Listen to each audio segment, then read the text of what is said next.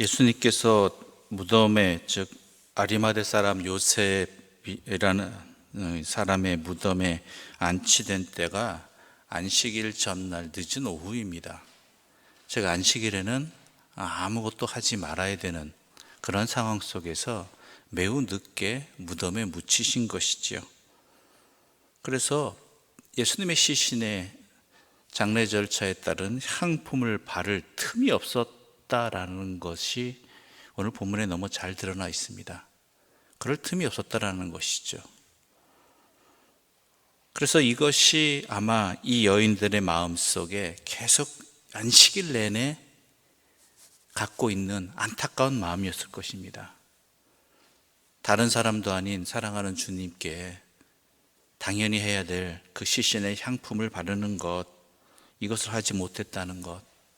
그래서 안식일이 어찌 보면 이들에게 있어서는 가장, 그의 생에 있어서 가장 빨리 지나가기를 바라는 날이었을 것이고, 그래서 안식일이 끝나자마자, 지나자마자 바로 예수님께 향품을 바르기 위해 일찍이 해 돋을 때 무덤을 향해 간 것이죠.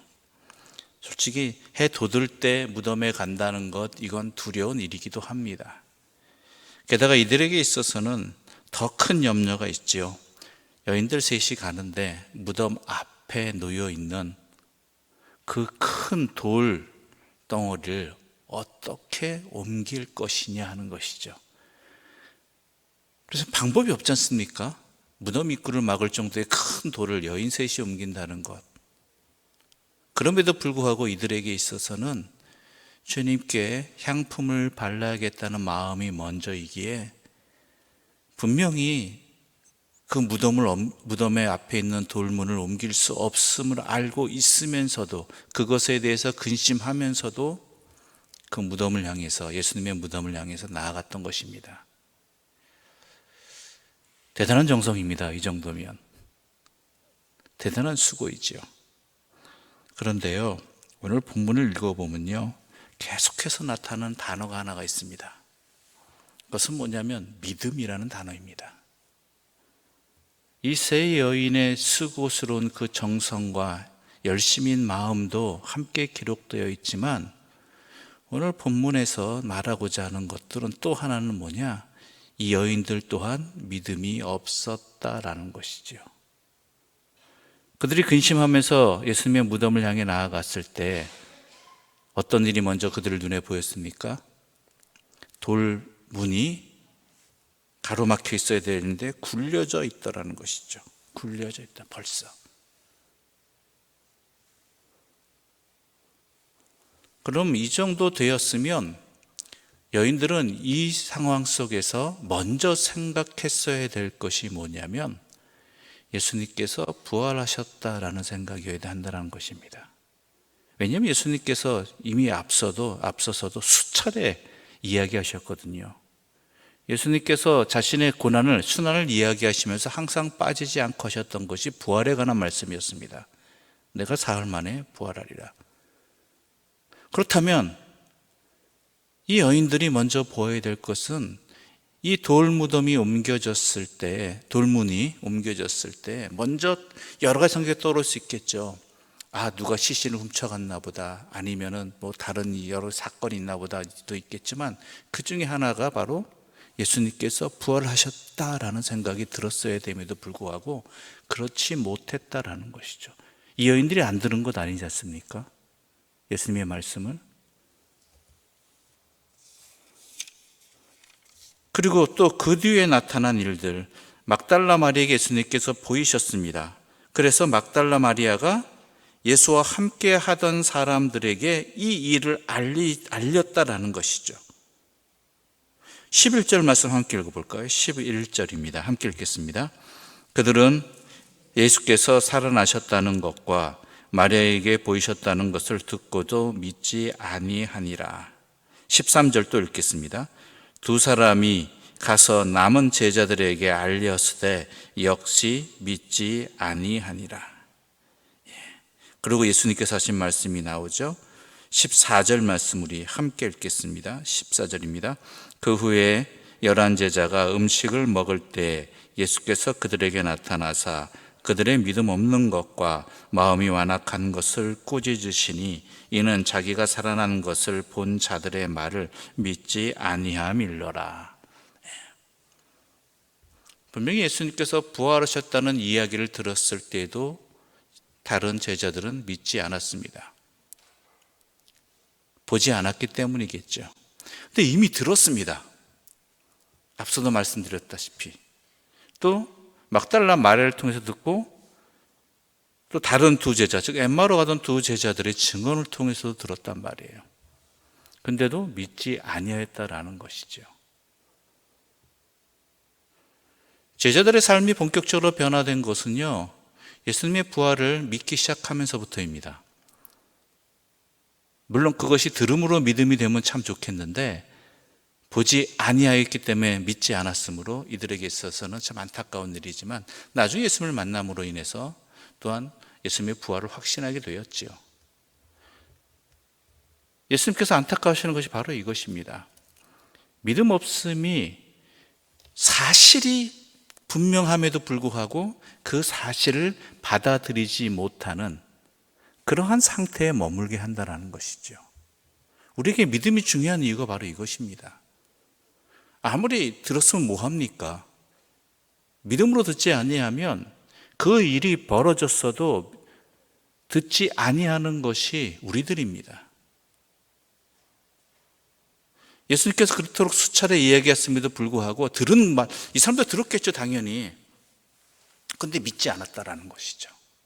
그러니까 정작 이 일이 일어났다고 하는 이 사실을 들었음에도 불구하고 믿지 아니한 것이고 예수님께서 나타나셔서 그들의 믿음 없음과 또한 마음의 완악함, 믿음이 없음의 이유 중에 하나는 또 마음의 완악함이란 이야기이죠. 자신의 완악함. 이것에 대해서 매우 안타까워 하시는 것이죠. 그러면서 하신 말씀이 너희는 또한 가서 복음을 전하라 하면서 뭐라고 하셨냐면 16절 우리 좀 볼까요?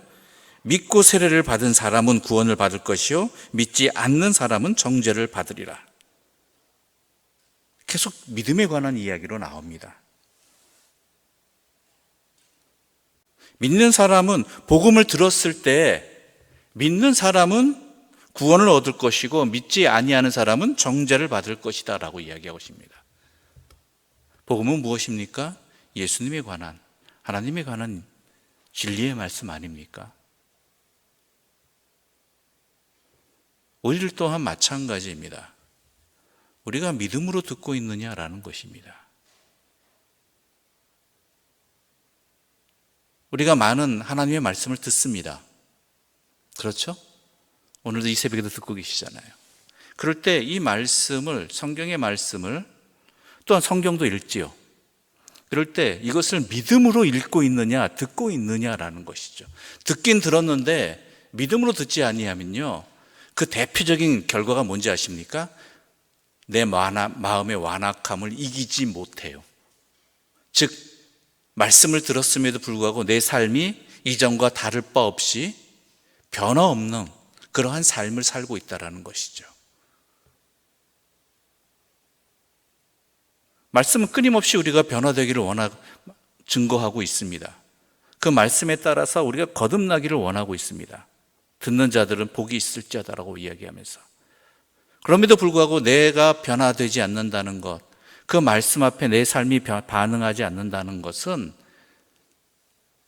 죄송합니다마는 내 믿음이 겨자씨만큼도 되지 못했다라는 사실을 증거하고 있다라는 것이죠. 내 마음도, 내 마음의 완악함이 변화되지 않았다라는 것입니다.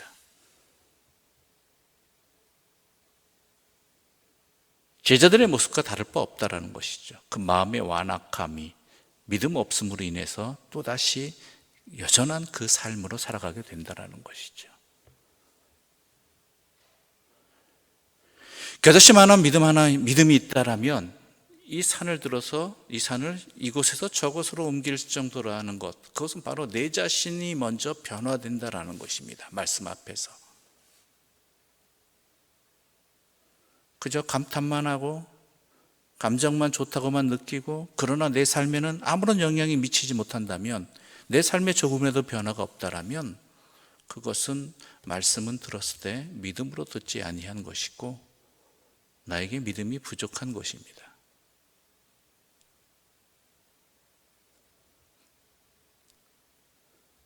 그럴 때 우리에게 부활하신 주님에 관한 소식이 들려도, 복음이 들려도 우리에게는 그저 믿지 못할 이야기로밖에 되지 않는 것이죠.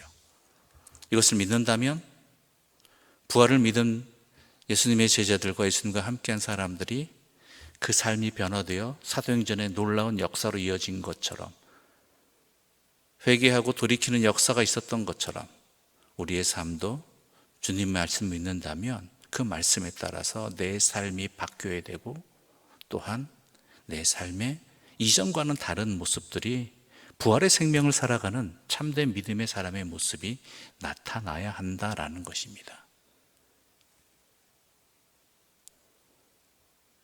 그러므로 우리는 믿음을 구해야 됩니다.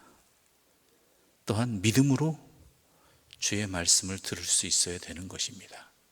그럴 때 그 자그마한 믿음이라 할지라도 그 믿음으로 들은 말씀은 그 믿음으로 인해서 나를 변화시킬 것이고, 변화된 나는 또한 세상의 복음의 증인으로서 거듭나게 될 것입니다. 어떠신가요? 이 새벽 주의 말씀을 듣는 여러분들은 이 말씀 앞에서 믿음으로 아멘 하실 수 있는가요? 그러기를 바랍니다. 그럴 때 우리는 또한 주님의 제자로서의 부활의 생명을 믿는 사람으로서, 부활의 생명을 살아가는 은혜로운 백성으로서 거듭나는 역사가 일어나기 때문입니다. 그만큼 믿음은 중요한 것이고, 그만큼 믿음은 소중한 것입니다. 이것을 놓치지 아니하는 주의 사람들 되시고, 또한 주의 말씀으로, 주의 말씀을 믿음으로 참된 생명의 변화와 기쁨과 나눔을, 누림을 함께 할 수 있는 주님의 사람들 되시기를 간절히 소망합니다. 기도드리겠습니다. 하나님 아버지, 감사합니다. 우리에게 믿음을 더하여 주시옵소서라고 간구하였던 그 기도 제목이 나의 기도 제목이 되게 하여 주시옵소서. 믿음 없이는 주의 말씀을 들어도 또한 주의 부활을 믿지 못하고 그 말씀으로 인한 능력을 믿지 못하는 어리석은 백성이 될 뿐이라는 것, 이 새벽 깨닫게 해주시니 감사합니다. 주여, 우리에게 믿음의 믿음을 더하여 주시어서 주님의 말씀을 읽을 때, 들을 때, 깨달을 때 그 부활의 생명으로 살아가게 해주시고, 내 자신의 완악함이 변화되게 하여 주시고, 참된 진리의 생명을 살아가는 은혜의 백성들 되게 하여 주시옵소서. 예수님의 이름으로 기도드립니다. 아멘. 하늘에 계신 우리 아버지, 아버지의 이름을 거룩하게 하시며 아버지의 나라가 오게 하시며 아버지의 뜻이 하늘에서와 같이 땅에서도 이루어지게 하소서. 오늘 우리에게 일용할 양식을 주시고 우리가 우리에게 잘못한 사람을 용서하여 준 것 같이 우리 죄를 용서하여 주시고 우리를 시험에 빠지지 않게 하시고 악에서 구하소서. 나라와 권능과 영광이 영원히 아버지의 것입니다. 아멘.